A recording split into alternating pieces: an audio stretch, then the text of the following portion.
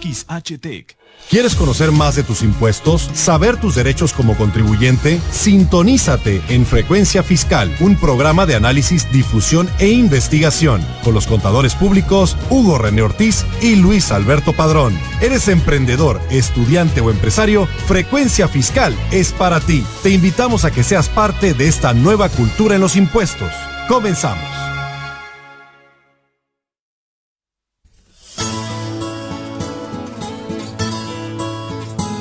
Los saluda el contador público Hugo René Ortiz. Les saludamos desde la cabina azul de Frecuencia Tech. Les recordamos nuestro medio de contacto, dudas@frecuenciafiscal.com.mx. El correo, ese es el correo electrónico, el teléfono en cabina 8387-0665.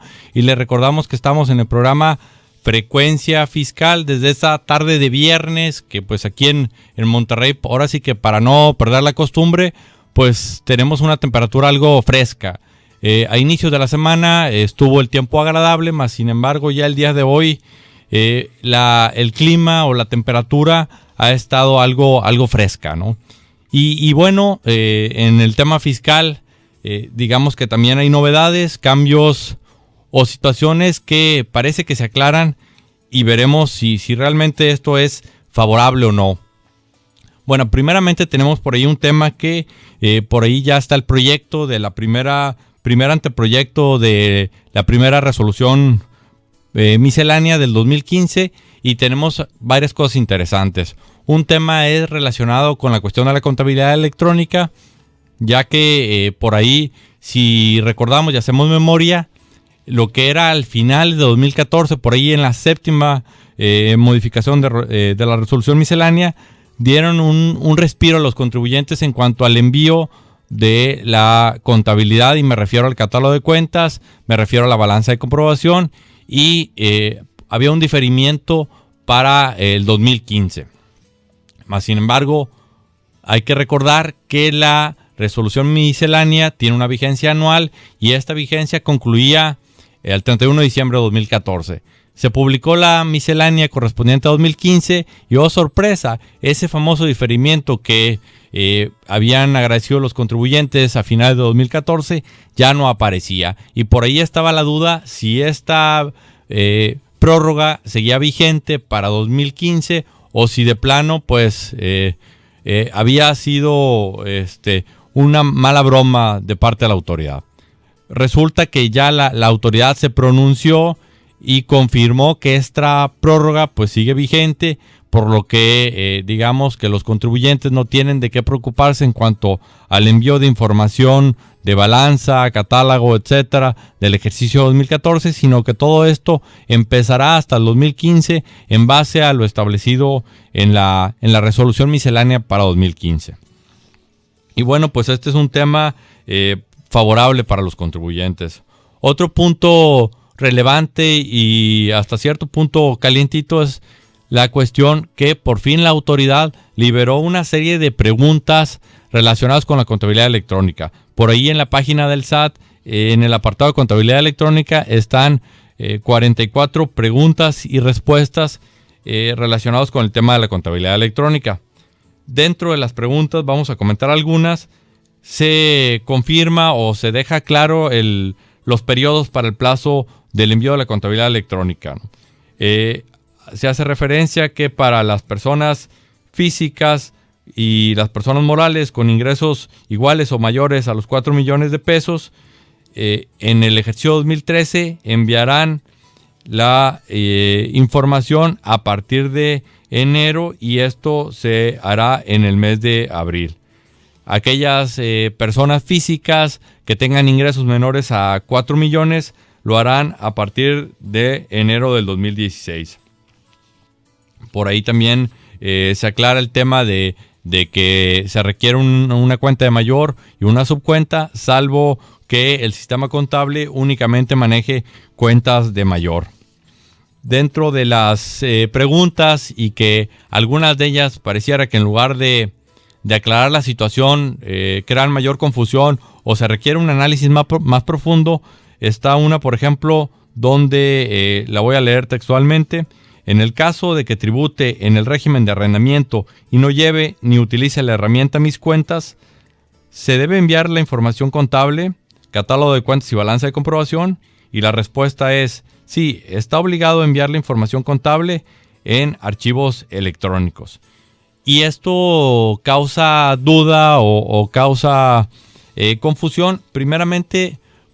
¿Por qué? Porque recordemos que las personas físicas del régimen de arrendamiento tienen dos opciones. Una es llevar su contabilidad y aplicar las deducciones, o la otra es no llevar contabilidad y aplicar la deducción ciega. Entonces, quienes aplican la deducción ciega no están obligados a llevar contabilidad, por lo que parecería que no tienen la obligación de enviar información ni de contabilidad electrónica ni llevar la información en Mis Cuentas. Entonces, aquí la pregunta o la respuesta que está incluyendo la autoridad lo hace de manera genérica y pareciera que aplica a todos. Por eso, lo que mencionaba anteriormente, se requiere un análisis un poco más minucioso o más detallado, porque también está aquel artículo transitorio que dice que las personas físicas que tengan ingresos menores a 4 millones tienen la obligación de enviar la contabilidad, pero hasta el ejercicio fiscal de 2016. Entonces, mucho cuidado al leer estas preguntas y respuestas, y en caso de duda, antes de cualquier cosa, yo diría que lo consulten con su asesor de confianza. Otra de las preguntas también va enfocada a si el caso de las personas físicas que tributan en el régimen de actividad profesional y no utilicen la herramienta Mis Cuentas, si deben de enviar la información contable. Bueno, primeramente recordar que Mis Cuentas es únicamente obligatorio para los del régimen de incorporación. Es opcional para el resto de las personas físicas. Entonces, aquí parecería que todas las personas que están en actividad profesional y no utilicen Mis Cuentas están obligados a enviar lo que es la balanza y el catálogo de cuentas. Más sin embargo, como les comenté anteriormente, hay que tener en cuenta el artículo transitorio de la misma resolución miscelánea que establece que aquellos que tengan ingresos menores a los 4 millones en 2013 tienen la obligación a partir del ejercicio 2016. Entonces, mucho cuidado con estos pequeños detalles.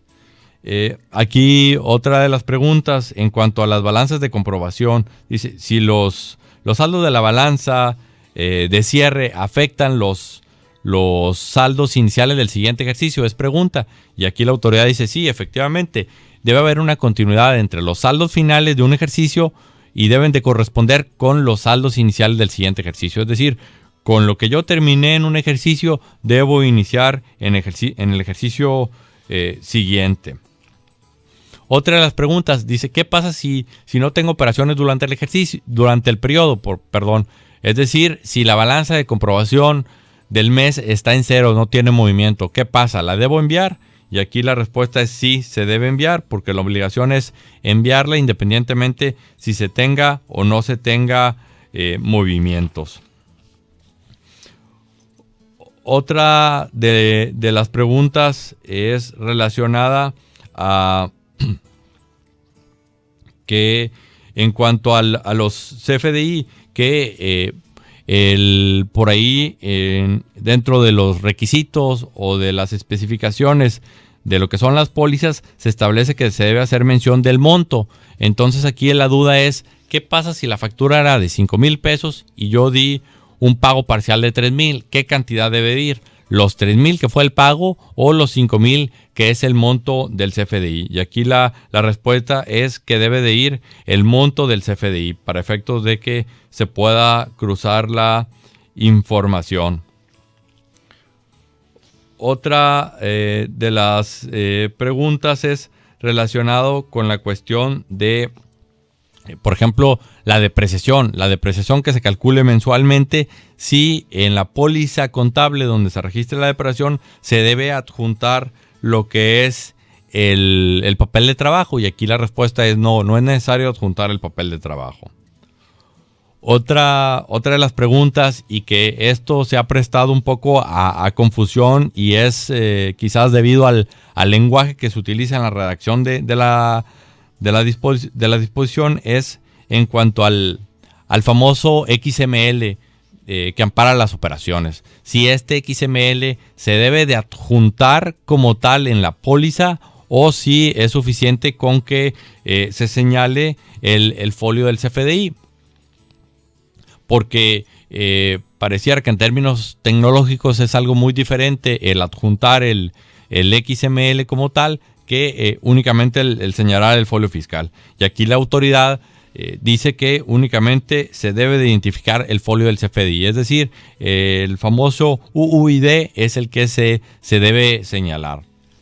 Sin embargo, hemos visto que en la práctica es muy recomendable, es muy útil y muy sano el entre comillas, leer el XML para efectos de verificar la información que estamos capturando en el asiento contable.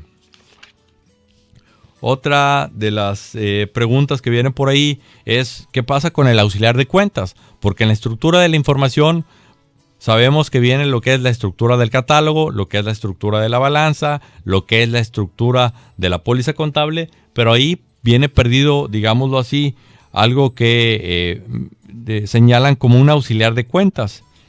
Y entonces aquí nos especifican en qué momento se va a utilizar este auxiliar de cuentas o este reporte con ese tipo de características.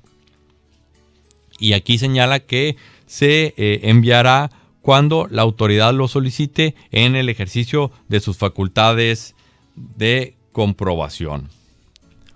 Otra de las preguntas es en cuanto al tema de la seguridad, ¿no? Porque muchos contribuyentes dicen, te voy a estar dando mi información, donde vienen información de mis clientes, mis proveedores, operaciones, etcétera. Entonces, ¿qué seguridad o qué tranquilidad voy a tener en cuanto al uso de la información? Y aquí la autoridad hace mención que una vez que reciban la información, bueno, pues será confidencial y se incorporará y protegerá en los sistemas institucionales con que cuenta lo que es el SAT. Por ahí, otra de las preguntas o dudas que han tenido los contribuyentes es, tenemos el famoso anexo 24 donde vienen las características o las especificaciones en materia tecnológica que deben de contener todos estos archivos, pero ¿cuándo los puedo probar o dónde los puedo probar para cerciorarme que la información que vamos a enviar cumple con los requisitos y va a ser aceptada por la autoridad? Especifica que va a haber un demo disponible en el apartado de contabilidad electrónica para efectos que los contribuyentes puedan accesar a él y puedan hacer las pruebas necesarias y tener la tranquilidad que su información va a ser recibida.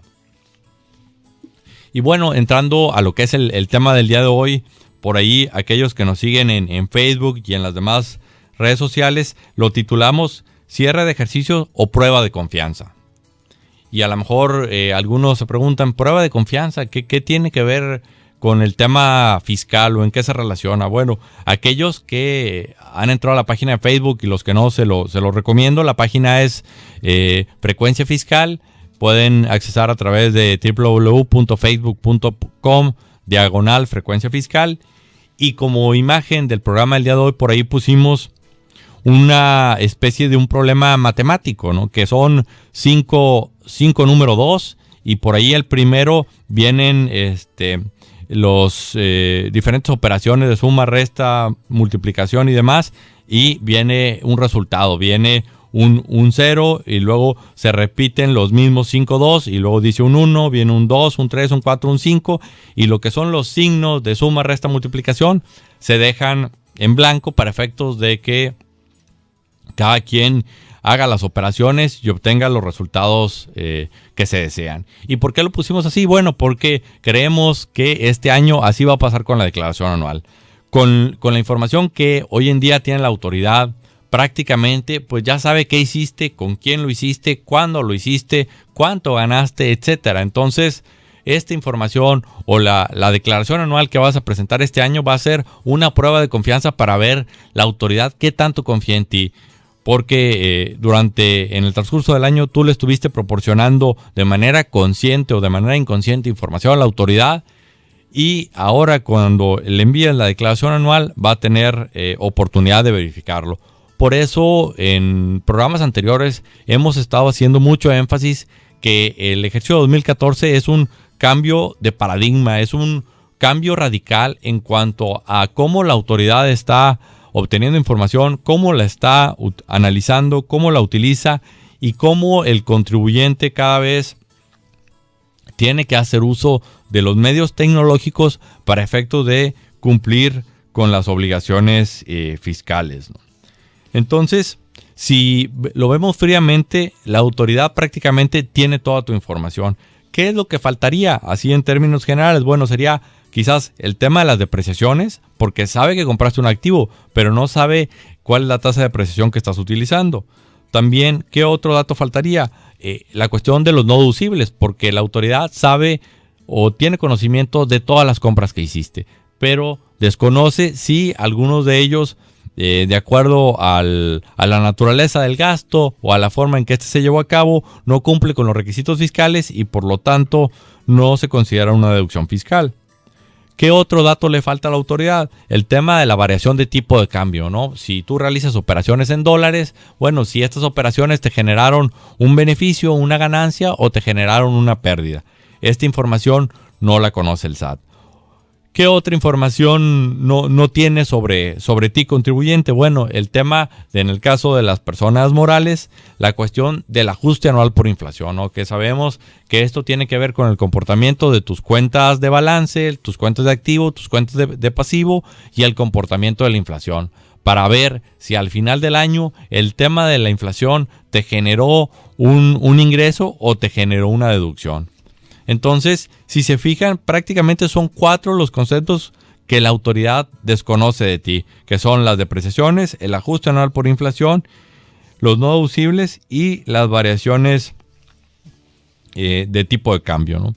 Anteriormente la autoridad, ¿qué era lo que pasaba al momento de la declaración anual? Bueno, pues digámoslo así, que a lo mejor esperaba ansiosa que llegara el periodo de las declaraciones anuales para ver cómo le había ido a sus socios, porque recordemos que la autoridad participa en el 30% de la utilidad de los contribuyentes. Entonces, la autoridad estaba ansiosa de saber cómo le había ido a los contribuyentes para saber qué participación le correspondía. En este caso, el tema de los impuestos, ¿no?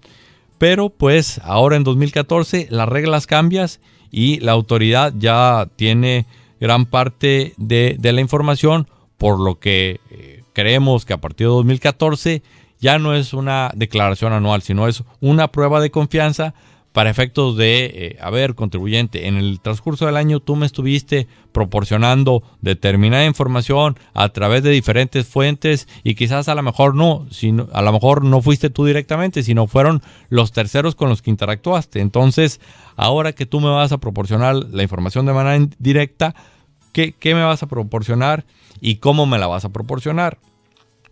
Entonces, partiendo de este concepto y de este paradigma, de este nuevo paradigma, creemos que el enfoque con el que se debe abordar la declaración anual del ejercicio 2014 debe ser completamente diferente. Porque primeramente hay que, como ya lo he mencionado, partir de la premisa que la autoridad ya tiene información.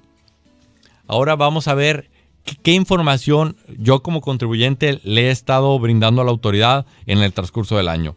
Bueno, primeramente tenemos el tema de declaraciones y pagos. Aquellos que no son contadores y que a lo mejor dicen, declaraciones y pagos, ¿a qué te refieres? Bueno, declaraciones y pagos en términos generales es el papel de trabajo, es el documento donde yo a la autoridad le estoy diciendo qué impuesto pagué y cómo llegué a ese impuesto que pagué. Por ejemplo, en el caso del ISR, yo le estoy diciendo cuántos fueron mis ingresos que facturé, cuál es el coeficiente de utilidad que estoy utilizando y qué impuesto me determino. Entonces, y aquellos que ya tengan tiempo en esta materia, pues con esto de declaraciones y pagos fue un poco volver a retomar cosas del pasado. ¿Y a qué me refiero con esto? Bueno, pues que en el pasado estaba la forma 1D, donde prácticamente se desglosaban la forma en que los contribuyentes determinaban el impuesto. Luego empezamos con la cuestión electrónica y la autoridad optó por algunos años en únicamente conocer el monto del impuesto que le estaban pagando. Pero hace un par de años volvimos al tema de declaraciones y pagos, y esto ya es, digámoslo así, entregar la radiografía del cálculo de impuestos. ¿Qué más le estamos entregando a la autoridad? Lo que son las DIOT. ¿Qué son las DIOT? Es la información de con qué proveedores estoy interactuando y qué IVA les estoy pagando. En el mes, cuánto le pagué a cada uno de los proveedores, cuánto IVA me representó a cada uno, si fue, tengo que desglosar por ahí, si fue un IVA de importación, si fue un IVA de gastos, etcétera, ¿no? O si fue un IVA que no puedo acreditar debido a que la deducción no cumple con los requisitos fiscales. ¿Qué otra información le estoy entregando a la autoridad? Lo que son los FDI. Y de los FDI tenemos varios tipos. El tema de los ingresos, y por ahí implica todo lo que tenga que ver con las ventas, con a lo mejor notas de cargo, con ventas de activo fijo o cualquier otra cosa que represente un ingreso para la compañía. ¿Qué otra cosa también le estoy entregando en tema de CFDI? Cuestiones relacionadas con los egresos. Y principalmente aquí entra el tema de las nóminas, ¿no? Los pagos que yo hago de nómina los debo de timbrar, y ahí estoy informando qué prestaciones le tengo a cada empleado, qué salario diario integrado tienen para efectos de IMSS, si estoy pagando aguinaldo, si estoy pagando prima vacacional, si estoy pagando tiempo extra, etcétera. Estoy desmenuzando todos los ingresos que tienen mis trabajadores. Entonces, si se fijan, en el transcurso del año estuvimos proporcionando mucha información a la autoridad. Entonces, si vemos un poco a detalle qué es lo que contiene o cómo puedo yo cerciorarme o tener la tranquilidad de lo que estoy entregando, tenemos primeramente el tema de las ventas. Decíamos, tengo que comparar o debo de comparar la cuestión de las ventas que tengo registradas en mi sistema contable, lo que reporté en declaraciones y pagos y lo que está en el CFDI. Y esto es muy importante. ¿Por qué? Porque puedo tener ventas canceladas, puedo tener operaciones diferentes. Por ejemplo, que el PDF dice que es en pesos, el XML dice que es en dólares.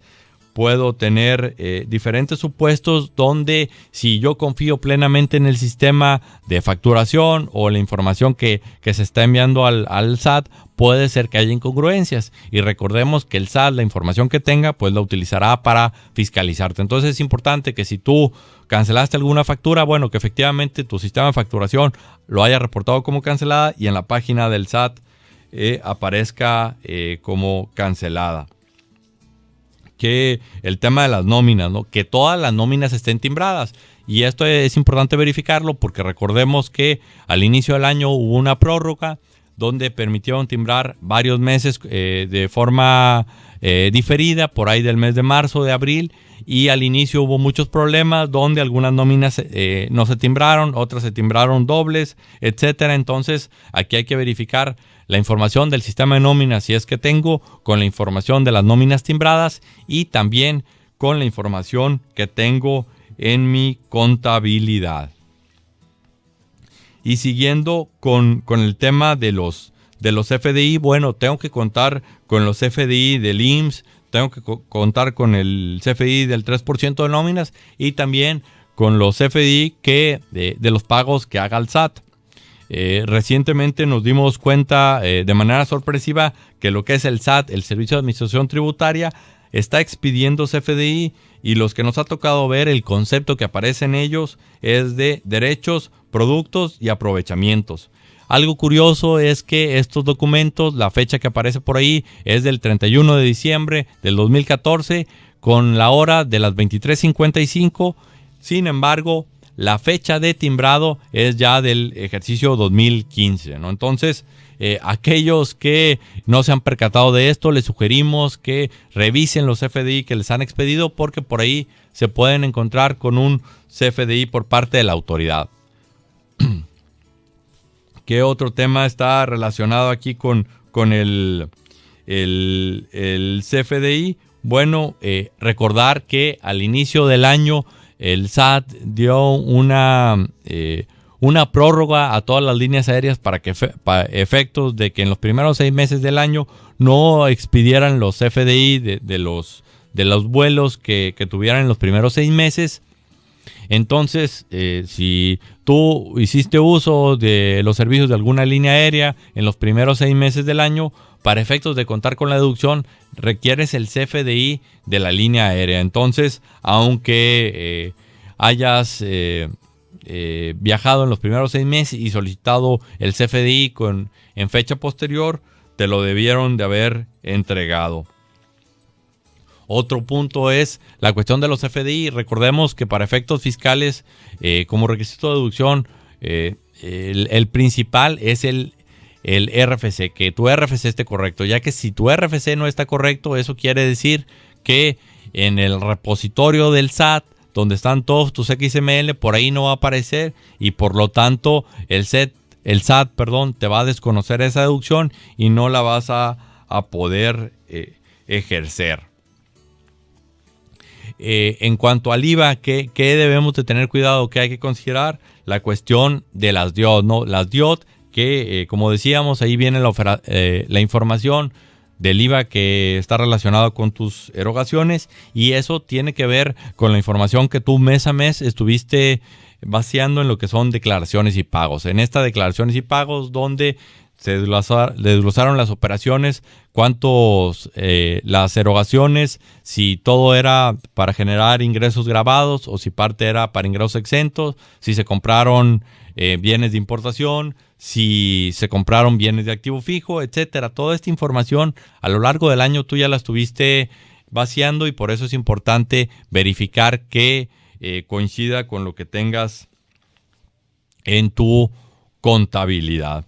Y bueno, ya para resumir y para despedirnos, pues también otro punto son el tema de las retenciones, y a lo mejor quizás es una oportunidad para hacer una depuración en tus cuentas, y que ahora con la contabilidad, con el nuevo catálogo y todo lo que se viene por el tema de la contabilidad electrónica, estés en la mejor de las oportunidades para cumplir con todo esto. Y bueno, antes de despedirme, les recuerdo nuestro correo electrónico dudas@frecuenciafiscal.com.mx. A través de ese medio nos pueden contactar. Les recordamos Facebook Frecuencia Fiscal, y esperemos que este programa haya sido de utilidad, y por ahí posteriormente estará disponible en YouTube. Me despido, el contador público Hugo René Ortiz. Que tengan una excelente tarde. Hasta la próxima.